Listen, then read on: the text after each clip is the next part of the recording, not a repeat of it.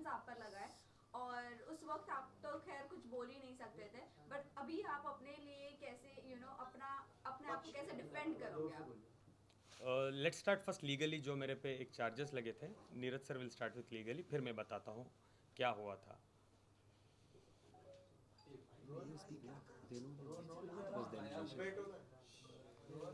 जो FIR launch की थी ओशिवारा पुलिस स्टेशन ने, आप सबको मालूम होगा उसमें क्या क्या एलिगेशन थे।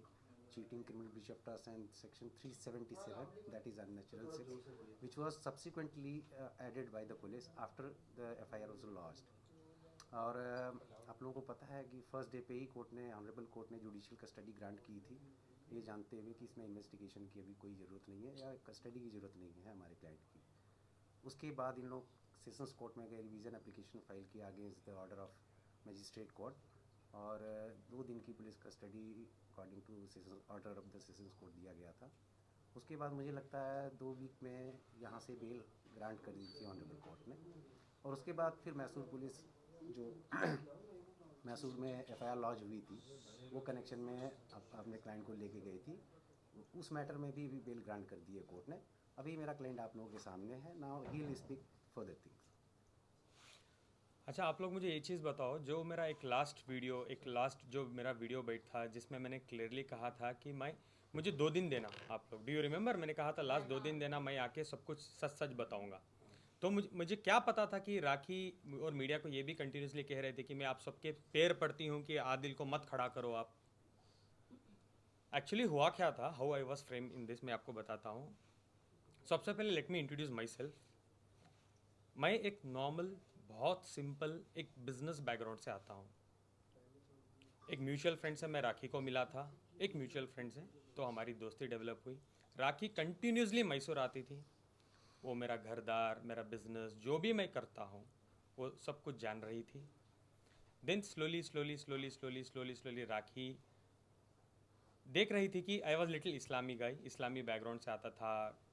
जब हमारे कन्वर्जेशन होते थे मैं बोलता था राखी मैं आपको दोबारा फ़ोन करता हूँ, मैं नमाज़ पढ़ना चाहता हूँ, I call you back.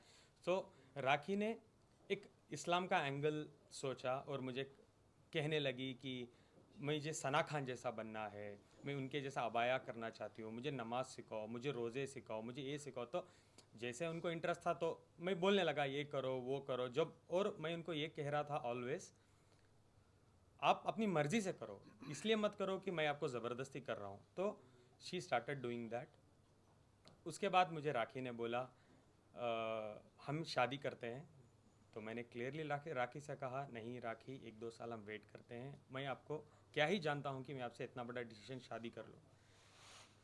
So rakhi was like नहीं प्लीज़ हम करते हैं। तो आई वॉज लाइक मेरी फैमिली तो एक्सेप्ट बिल्कुल नहीं करेगी राखी। तो राखी वॉज लाइक नहीं हम कर लेते हैं, हम फैमिली को आप 1 साल टाइम लो, उसके बाद आप बताओ। जैसे मैं अबाया में आ जाती हूँ, जैसे मैं इस्लाम में कन्वर्ट हो जाती हूँ, मैं हज उम्रा करना चाहती हूँ आपके साथ, तो we will do all this. उसके बाद जैसे जैसे जैसे आपकी फैमिली देखेगी कि मैं बदल चुकी हूँ एंड एवरीथिंग, उसके बाद आप स्लोली स्लोली आपकी फैमिली को कन्विंस करना स्टार्ट करो।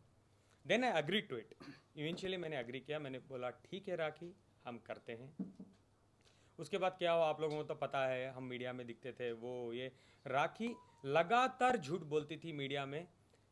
शादी के बाद भी आदिल से पूछो कि वो कब शादी करेगा, आदिल से पूछो कब शादी करेगा। और आप लोग जानते थे मैं कभी भी ब्लैंक रहता था। डू यू रिमेंबर, मैं ब्लैंक रहता था, मैं कुछ जवाब नहीं देता था। क्यों, मैं इतना कट और साफ झूठ कैसे बोल सकता हूँ जब मैं शादीशुदा हूँ और मैं बोलूँ कि मैं करने वाला हूँ, मैं कल करूँगा या परसों करूँगा। सलमान खान ने कॉल किया है, सलमान भाई कन्यादान करना चाहते हैं, बिग बॉस के अंदर कन्यादान करना चाहते हैं। This was all she started doing with me. Then slowly क्या हुआ, कुछ चीज़ें हुए, वो सब आपको तो पता है। मैं लास्ट में बोलता हूँ कि मुझे क्यों। लास्ट दिवाली राखी गई थी दिवाली के एक शो में which is in London.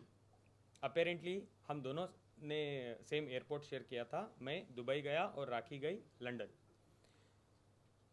Immediate after that London की से जब she came back to Dubai, I got to know Rakhi Ritesh से कनेक्शन में थी, बात कर रही थी। मुझे ये चीज़ें पता चली। मैं देखता था, एक दिन मैंने देखा कि कुछ कॉल्स आ रहे थे रितेश के या मैसेजेस आ रहे थे, वो पॉपआउट जो आता है आईफोन में जो यूजुअली होता है।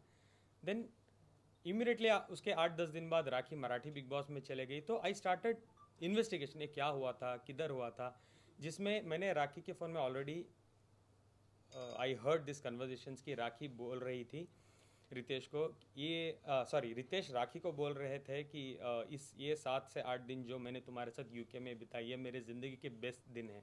पता नहीं जब हम साथ में रहते थे एक घर में आप इतनी रोमांटिक नहीं थी।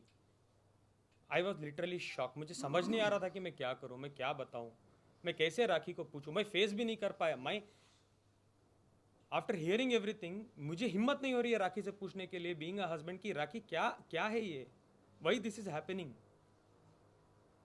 बट दिन गुजर गए, राखी बिग बॉस में चले गई।